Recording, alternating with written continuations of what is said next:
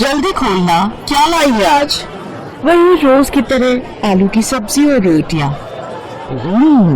वाह यार, तेरी मम्मी कितनी टेस्टी सब्जी बनाती है। ला तू अपना टिफिन मुझे दे दे। रुक, तू ये रोज रोज मेरी आलू की सादी सब्जी और रोटी क्यों खाती है? क्यों खाती हूँ का क्या मतलब? मुझे टेस्टी लगती है। ले, तू मेरा टिफिन खा ले। अच्छा, क्या लाई है आज तू? मुझे नहीं पता, खुद खोल के देख ले। अरे वाह, पनीर के पराठे। आना, दोनों मिलके खाते हैं। तू खा यार, मैंने तो परसों ही खाए थे। मैं तो तेरा ही टिफिन खाऊंगी। ये कहानी है इन्हीं दो सहेलियों की, गरिमा और अंकिता। गरिमा गरीब घर से थी और उसके पिता मजदूरी किया करते थे, जबकि अंकिता एक अमीर सेठ की बेटी थी जो कि एक फैक्ट्री के मालिक थे। अंकिता जानबूझकर रोज गरिमा के टिफिन से ही खाना खाती थी और उसे अपना टिफिन दे देती थी ताकि गरिमा भी अच्छा खाना खा सके। फिर एक दिन, अंकिता सुन, कल मैं कॉलेज नहीं आऊंगी। हैं? पर क्यों? तेरे बिना मेरा दिल कैसे लगेगा यार? वो मुझे पापा के साथ एक रिश्तेदार के यहाँ जाना है, जरूरी है। अच्छा, कोई लड़के वड़के का चक्कर तो नहीं है? पगली, ऐसा कुछ भी नहीं है। वो पापा के चाचा है ना, वो बहुत बीमार है, तो पापा के साथ बस उन्हें ही देखने जाना है। अच्छा, परसों तक तो आ जाएगी ना? हाँ हाँ, मैं कल शाम को ही लौट आऊंगी, तो चिंता मत कर। अच्छा तो चल फिर एक काम करते हैं, मैं शाम को तेरे घर आती हूँ, साथ में गोलगप्पे खाने चलेंगे। क्या बोलती है? चल, बट टाइम से आ जाना, हर बार लेट करती है तू। अंकिता को पैसों की कोई कमी नहीं थी, लेकिन इस बात का उसे जरा भी घमंड नहीं था और अंकिता की यही बात गरिमा को सबसे अच्छी लगती थी। पढ़ाई में अंकिता ठीक ठाक थी, जबकि गरिमा पढ़ाई में बहुत होशियार थी। इसीलिए परीक्षाओं के दिनों में गरिमा अंकिता की पढ़ाई में बहुत मदद करती थी। फिर उसी शाम, गरिमा, ओ गरिमा, बाहर आना। अरे अंकिता, कैसी हो बेटी? नमस्ते अंकल, मैं ठीक हूँ, आप कैसे हैं? नमस्ते, मैं ठीक हूँ बेटी। अच्छा, वो आपके चाचा जी कैसे हैं अब? बस बेटी, अंतिम सांसें गिन रहे हैं। उम्र भी तो हो गई है ना। जी अंकल, वो गरिमा। ले, आ गई मैं। पापा, मैं जरा थोड़ी देर में आती हूँ। ठीक है, पर ज्यादा देर मत करना। अंकिता गरिमा को अपनी कार में बिठाकर बाजार ले गई और दोनों ने जी भरकर गोलगप्पे खाए। फिर दोनों काफी देर तक बातें करती रही, जिस वजह से गरिमा को घर लौटने में देर हो गई। और फिर गरिमा, तुम मेरी बात क्यों नहीं सुनती? पापा प्लीज, अब फिर से वही बातें मत शुरू करना। क्यों ना करूं? तेरे कहने पर मैं उस अंकिता के सामने कुछ नहीं कहता, पर बेटी तू मेरी बात समझ, ये सारे पैसे वाले एक जैसे ही होते हैं। पहले खुद ही हमारे भले बनते हैं और फिर। पर पापा, अंकिता वैसी नहीं है, मेरा यकीन कीजिए। तुझे मैंने लाख बार समझाया है, तू उसे पढ़ाती है ना, बस इसीलिए वो तुझसे दोस्ती का दिखावा करती है। तू देखना, एक दिन जब उसका मतलब निकल जाएगा ना, तो वो तुझसे बात तक नहीं करेगी। इधर किशोर गरिमा को समझा रहा था, तो दूसरी तरफ अंकिता के पापा सेठ अमरलाल भी गुस्से से अंकिता का इंतजार कर रहे थे। कहाँ गई थी अक्कू? वो मैं और गरिमा गोलगप्पे खाने गए थे पापा, बस मेन मार्केट में। अरे तो मुंशी जी को कह दिया होता, यही मंगवा लेते तुम्हारे लिए गोलगप्पे। पापा, पर गोलगप्पे खाने का मजा तो ठेले पर खड़े होकर ही आता है, और फिर कल गरिमा बाहर जा रही है तो। ओहो अंकिता, मैंने तुम्हें 1000 बार समझाया है, उस फटीचर से दूर रहो। तुम्हारे स्टैंडर्ड को सूट नहीं करती वो। पापा प्लीज, वो मेरी दोस्त है, उसके बारे में तो ऐसा मत बोला कीजिए आप। बेटी, इस बात को गांठ बांध लो, अमीर और गरीब कभी दोस्त नहीं हो सकते। उसकी नजर तुम्हारे पैसों पर है, तुम उसे घुमाती फिराती, खूब खिलाती पिलाती हो, तो बस इसीलिए वो तुम्हारे साथ दोस्ती का नाटक कर रही है। देखना, एक दिन आएगा और वो कोई ना कोई बहाना बनाकर तुमसे पैसे मांगेगी। पापा, गरिमा बहुत खुददार है, ऐसी नहीं है वो। ये तो वक्त ही बताएगा बेटा कि कैसी है वो। फिलहाल तुम उससे दूर रहो, क्योंकि मैं तुमसे कह रहा हूं, अंकिता गुस्से में वहाँ से चली गई। अमरलाल भी अपने कमरे की तरफ बढ़ गए, लेकिन उन दोनों के अलावा भी वहाँ कोई था जो ये सब देख और सुन रहा था। असल में अंकिता गरिमा के घर अपना पर्स भूल आई थी, जिसे वापस देने के लिए गरिमा अंकिता के घर आई थी। लेकिन वो घर के दरवाजे को पार ना कर सकी, क्योंकि उसने वहीं पर अंकिता और अमरलाल की सारी बातें सुन ली थी। वो उदास होकर अपने घर चली गई, लेकिन इस बारे में उसने अंकिता से कभी कुछ नहीं कहा और ना ही गरिमा और अंकिता की दोस्ती में कोई फर्क आया। ऐसे ही वक्त बीता और फिर कॉलेज का आखिरी साल भी पूरा हो गया। कॉलेज के आखिरी दिन अंकिता पूरे कॉलेज में गरिमा को ढूंढ रही थी, लेकिन गरिमा का कहीं कुछ अता पता नहीं था, क्योंकि वो तो अस्पताल में थी। डॉक्टर साहब, प्लीज मेरे पापा को बचा लो। देखो बेटी, हम पूरी कोशिश कर रहे हैं, पर इनकी तबीयत बिगड़ती जा रही है। आप जल्द से जल्द 2 लाख रुपए का इंतजाम करो, वरना हम इनका ऑपरेशन नहीं कर पाएंगे। नहीं, आप ऑपरेशन शुरू कीजिए, मैं पैसों का इंतजाम करती हूँ। गरिमा अपने रिश्तेदारों और पड़ोसियों से मदद मांगती है, लेकिन सभी ने हाथ खड़े कर दिए। गरिमा ने सोच लिया था कि अब वो अपना मकान गिरवी रख पैसों का इंतजाम करेगी, लेकिन तभी उसे अंकिता का ख्याल आया। ओहो, अंकिता को तो मैंने कुछ बताया ही नहीं, वो मुझे ढूंढ रही होगी। ऐसा करती हूँ, एक बार उससे मिल लेती हूँ और सारी बात बता देती हूँ। हो सकता है मकान गिरवी रखवाने में वो कुछ मदद कर सके। ये सोचकर गरिमा अंकिता के घर पहुंची, तो वहाँ उसका सामना अंकिता की जगह उसके पिता अमरलाल से हुआ। हाँ बताओ, क्या बात है? अंकल जी, वो मुझे अंकिता से मिलना था।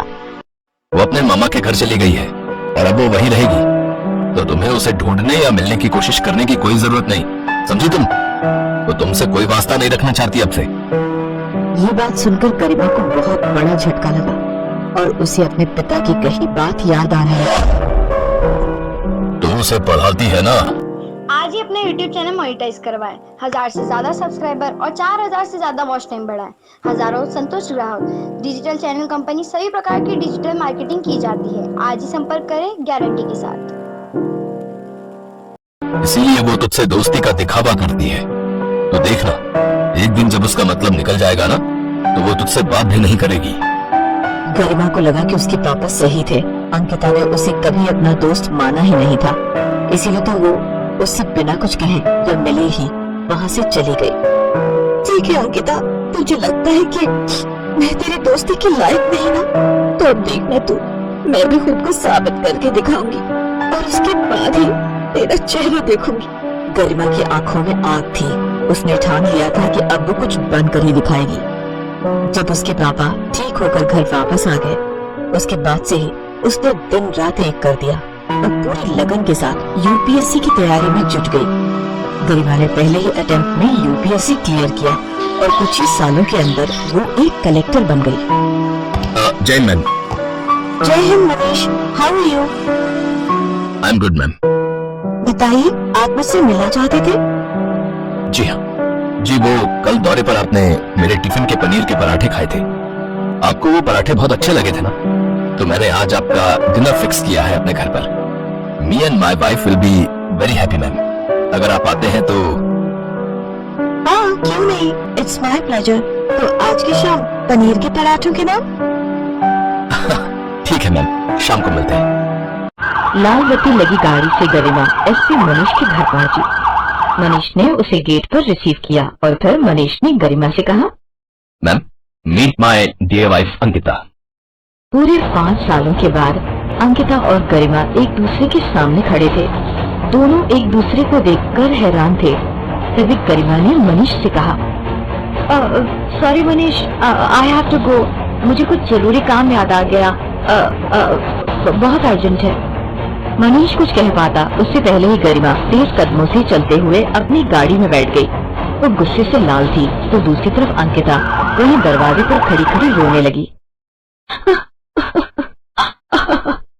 इस बार तो कई दिन बीत गए। फिर एक दिन जब किसी जगह दंगे की स्थिति पैदा हो गई थी, तो मनीष वहाँ सिचुएशन को कंट्रोल करने में लगा था। लेकिन तभी एक दंगाई ने मनीष पर एक हथियार से हमला कर दिया।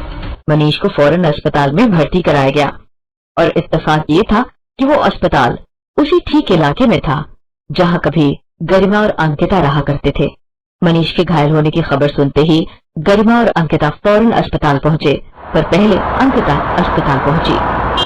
डॉक्टर साहब, प्लीज प्लीज मेरे पति को बचा लीजिए। देखिए वो एक मिनट बेटा, आपको मैंने पहले कहीं देखा है। आप तो वही हो ना जिसने उस दिन उस गरीब की मदद की थी? हाँ, अंकिता, यही है ना आपका नाम? हाँ जी सर, पर आपने वो बात किसी को बताई तो नहीं ना? नहीं बेटी, पर तुम्हारी दोस्त आई थी बाद में। उसके हाथ में पैसे थे। सुना है अपने पिता को बचाने के लिए उसने अपना घर गिरवी रखा था, पर तुम्हारी मदद की वजह से उसका घर बिकने से बच गया। मैंने उसे नहीं बताया कि उसके पिता के ऑपरेशन के लिए सारे पैसे तुमने दिए थे। नहीं सर, वो मेरे पापा के पैसे थे। अपने दोस्त के पापा की जान बचाने के लिए असल में मुझे अपनी दोस्ती गिरवी रखनी पड़ी।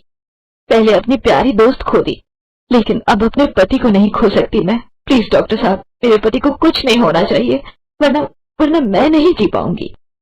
ये कहकर अंकिता रोने लगी। लेकिन तभी उसके कंधे पर किसी ने हाथ रखा।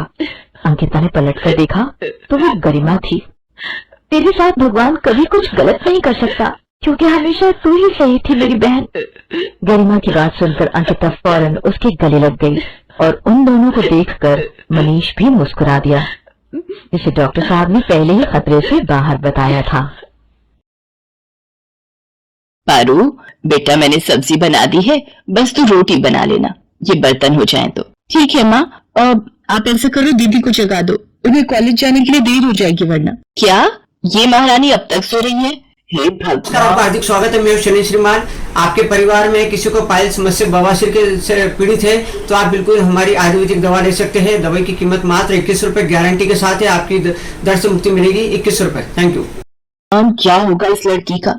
मोना, ओ मोना, उठती है या पानी की बाल्टी उड़े लूं तेरे ऊपर? ओफो माँ, उठ तो रही हूँ, क्यों हल्ला मचा रही हो? क्योंकि बिना हल्ला मचाए तेरी नींद टूटती कहाँ है? चल उठ जल्दी से और जाकर रोटियां बना दे। रोटियां? मैं क्यों बनाऊं?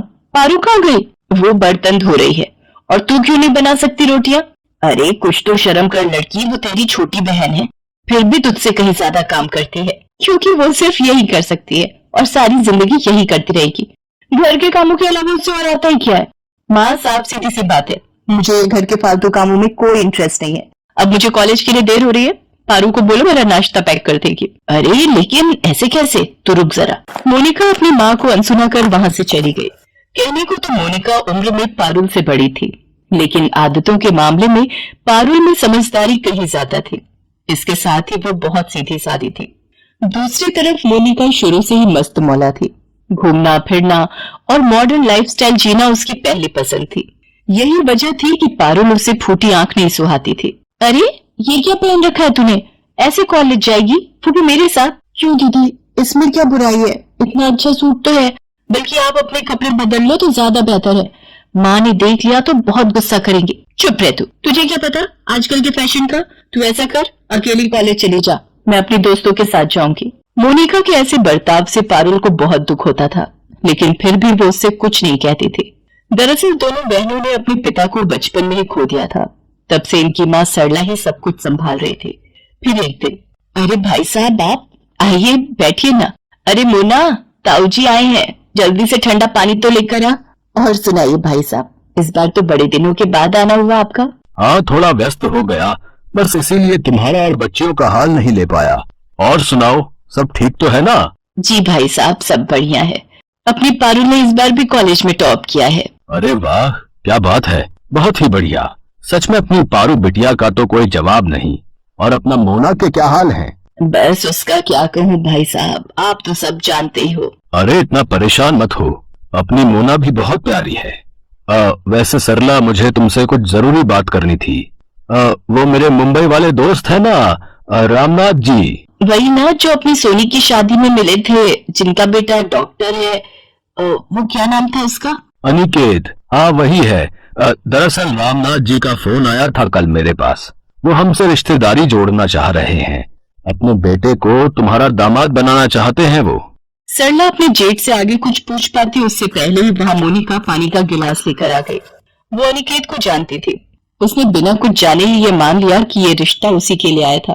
नमस्ते ताऊ जी, आप उन्हीं की बात कर रहे हैं ना जिनका बम्बई में भी घर है और एक दिल्ली में भी?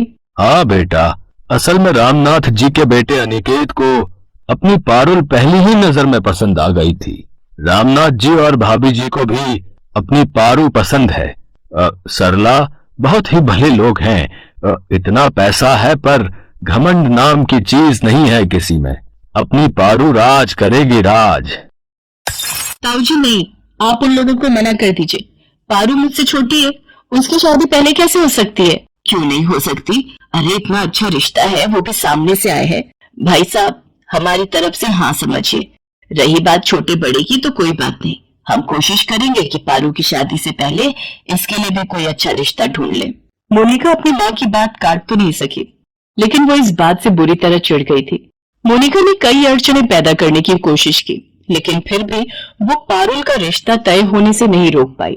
हालांकि पारू की शादी से पहले मोनिका का भी रिश्ता तय हो गया। परिवार यहाँ भी अच्छा था, रुपए पैसे की कोई कमी नहीं थी। बस फर्क ये था कि मोनिका का ससुराल पास के एक गांव में था। हालांकि सरला ने मोनिका के लिए भी शहर में काफी रिश्ते खोजे, लेकिन कहीं कोई बात नहीं बनी, तो मजबूर होकर मोनिका को गांव के ही रिश्ते को हाँ कहनी पड़ी। दोनों बहनों की शादी खूब धूमधाम से हुई और फिर मोनिका, जब तुम्हें मैं पसंद नहीं था, मेरा घर पसंद नहीं था, तो तुमने मुझसे शादी क्यों की? गलती हो गई। सच में तुमसे शादी करने से तो अच्छा था कि मैं कुंवारी बैठी रहती। मुझे लगा था कि मैं तुम्हारी सोच बदल लूंगी और फिर हम शहर जाकर रहेंगे, लेकिन नहीं, तुम्हें तो यही गांव में अपनी जिंदगी बर्बाद करनी है। शौक से करो, पर मेरे साथ ऐसा नहीं चलेगा, कह देती हूँ। हाँ तो तुम मेरी भी एक बात कान खोलकर सुन लो। मैं अपने माँ बाप को यहाँ अकेला छोड़कर कभी शहर नहीं जाऊंगा, चाहे जो हो जाए। ठीक है, फिर यहीं रहो, मैं जा रही हूँ। शादी के 2 महीने भी मोनिका अपने ससुराल में नहीं काट सकी और सब कुछ छोड़कर अपने मायके आ गई। सरला के लाख समझाने पर भी वो टस से मस नहीं हुई। फिर एक दिन, माँ एक खुशखबरी है, आप नानी बनने वाली हैं। सच? अरे वाह, बधाई हो बेटा, मैं बहुत खुश हूँ। सच में? दामाद जी से मेरी बात करा जरा। माँ वो मम्मी पापा को दिल्ली छोड़ने गए हैं, वहाँ कुछ जरूरी काम है, तो मम्मी पापा कुछ महीने वहीं रहेंगे। अच्छा, तो तू ऐसी हालत में अकेली रहेगी क्या? नहीं माँ, ये परसों तक वापस आ जाएंगे। नहीं बेटा, दामाद जी तो वैसे भी सारा दिन अपने काम में रहेंगे। अगर किसी को बुरा ना लगे तो क्या मोना को भेज दूं तेरे पास? यहाँ तो सारा दिन बस फोन में लगी रहती है, मेरी एक नहीं सुनती। तेरे पास रहेगी तो कुछ अच्छा सीखेगी और तेरा ख्याल भी रख लेगी। ठीक है माँ, आप दीदी को भेज दो, कोई दिक्कत नहीं है। मोनिका पारुल के पास खुशी खुशी आ गई, क्योंकि असल में उसे तो यही चाहिए था। हालांकि वहां जाकर वो पारुल का ध्यान रखने की बजाय अपनी ही दुनिया में मगन थी। अनिकेत जी, ऐसा कीजिए, आज आप क्लिनिक मत जाइए, मुझे इतने दिन हो गए यहाँ आए हुए, मुझे मुंबई तो घुमा दीजिए कम से कम। दीदी हम चलेंगे, पर इस वीक रुक जाइए, बस एक बार पारुल की टेस्ट रिपोर्ट्स आ जाएं, फिर तीनों चलेंगे। ये कैसे जाएगी? नहीं, ये जाएगी तो हमें हर वक्त इसी का ख्याल रखना पड़ेगा, फिर हम क्या खाक घूमेंगे। इसे घर पर ही रहने दीजिए, बस हम दोनों चलते हैं। अनिकेत मोनिका से बिना कुछ कहे ही वहां से उठकर चला गया। उसके जाते ही पारुल ने मोनिका से कहा, दीदी आप बुरा मत मानना, वो क्या है ना, ये मेरे बिना कहीं घूमने नहीं जाते, बस इसीलिए। क्या? उफ, तेरी संगत में अनिकेत भी गंवार जैसे हो गए क्या? चलो कोई बात नहीं, मैं अकेले घूम कर आ जाती हूँ। मोनिका हर चीज में मनमानी ही करती थी, उसे हर चीज में पारुल से बराबरी करनी थी, फिर चाहे उसके लिए कुछ भी करना पड़े। दीदी ये ड्रेस ये आपको कहाँ से मिली? तो क्या हुआ, मैंने तेरी अलमारी में देखी, मुझे अच्छी लगी तो मैंने पहन ली। अब इतना भी हक नहीं है क्या मेरा? अगर तुझे बुरा लगा है तो साफ साफ बोल दे, मैं चेंज कर लेती हूँ। नहीं, पहन ली है तो रहने दीजिए, पर कोशिश करना कि इसे पहनकर इनके सामने मत जाना, हो सकता है इन्हें बुरा लग जाए। अगर ऐसा है तो मैं चेंज ही कर लेती हूँ, वैसे भी ये मुझे थोड़ी टाइट हो रही है। तो ऐसा कर, अनिकेत जी को बोलकर मेरे लिए बिल्कुल ऐसी ड्रेस मंगवा दे, बस 1 नंबर बड़ी होनी चाहिए। मोनिका धीरे धीरे पारुल के घर को अपना ही घर समझने लगी और बड़े ही आराम से हर चीज पर अपना हक भी जताने लगी। लेकिन इतना सब करके भी वो ना पारुल की बराबरी कर पा रही थी और ना ही खुश रह पा रही थी। पारू देखो, मैं तुम्हारे लिए क्या लाया हूँ। वाह, ये तो डायमंड है ना, पर इसकी क्या जरूरत थी, मेरे पास तो पहले से इतनी ज्वेलरी है। जरूरत हो या ना हो, मुझे तुम्हारे लिए गिफ्ट्स लाना अच्छा लगता है, ये तो जानती हो ना। और वैसे भी बहुत जल्द तुम मुझे जिंदगी का सबसे अनमोल गिफ्ट देने वाली हो, जिसके सामने ये डायमंड रिंग तो कुछ भी नहीं है। पारुल अनिकेत के गले लग जाती है और पास ही खड़ी मोनिका ये सब देखकर बुरी तरह जल भुन जाती है। उसी वक्त उसने तय कर लिया कि अब उसे क्या करना है। मोनिका ने पारुल की काफी ज्वेलरी चुरा ली और उसे लेकर चुपचाप घर से बाहर जाने लगी। लेकिन तभी अचानक उसका पैर दरवाजे की चौखट से टकरा गया और वो बहुत जोर से गिर पड़ी। उसके चिल्लाने की आवाज सुनकर पारुल और अनिकेत दोनों की नींद टूट गई और वो फौरन बाहर पहुंचे। मोनिका जमीन पर गिरी दर्द से कराह रही थी। उसका ध्यान ही नहीं रहा कि गिरने की वजह से सारी ज्वेलरी जमीन पर फैली पड़ी थी। दीदी ये क्या हो गया? चलो उठो, चलो मेरे साथ। पारुल और अनिकेत दोनों ने ही मोनिका के साथ साथ पास ही पड़ी ज्वेलरी को भी देख लिया था और वो सारा माजरा। नमस्कार, आपका हार्दिक स्वागत है। मैं हूं शैलेंद्र श्रीमान। यदि आपके परिवार में किसी को कम सुनाई देता है, कान की मशीन उनको लगाने की जरूरत है, तो बिल्कुल आप हमसे संपर्क कर सकते हैं। सबसे छोटी मशीन हम दे रहे हैं मात्र 6,500 रुपए और स्टार्टिंग है मशीन की हमारी 2100 रुपए। तो जरूर आप हमसे संपर्क करें कान की मशीन के लिए। धन्यवाद। भी समझ गए थे, लेकिन फिर भी उन्होंने उस वक्त मोनिका से कुछ नहीं कहा और उसे अस्पताल ले जाकर उसका इलाज करवाया। फिर घर आने के बाद, दीदी तुम आराम करो, मैं तुम्हारे लिए कुछ खाने को लेकर आती हूँ। नहीं रुक जा, मुझे तुझसे कुछ कहना है। वो ज्वेलरी में वो कुछ मत कहो दीदी, हम इस बारे में बाद में बात करेंगे। नहीं, मुझे अभी बोलने दे, वरना हो सकता है बाद में मैं इतनी हिम्मत न जुटा पाऊँ। मुझे माफ कर दे मेरी बहन। सच तो ये है कि मैंने हमेशा तुझे खुद से कम समझा, लेकिन जब तेरी शादी मुझसे बेहतर हुई तो मुझसे ये बर्दाश्त नहीं हुआ। और मैं भी क्या करती, मुझे वो गांव की जिंदगी नहीं चाहिए थी, बल्कि मुझे तो तेरी जैसी शहर की आलीशान जिंदगी चाहिए थी। नहीं दीदी, तुम्हारी ये सोच तो गलत है। गांव हो या शहर, परिवार हर जगह अपना होता है। बस जरूरत है तो उसे सच्चे दिल से अपनाने की। और रही बात रहन सहन की, तो उसे भी हम अपनी मेहनत और वक्त के साथ कभी भी बदल सकते हैं। बस हमारी सोच और नियत साफ होनी चाहिए। मोनिका को पारुल की बात समझ आ गई थी। उस दिन पहली बार उसने पारुल को एक बहन के नाते बड़े ही प्यार से गले लगाया और फिर सब कुछ बदल गया। पारुल के समझाने पर मोनिका वापस अपने ससुराल चली गई और अपने बिखरे रिश्तों को फिर से संजोने लगी।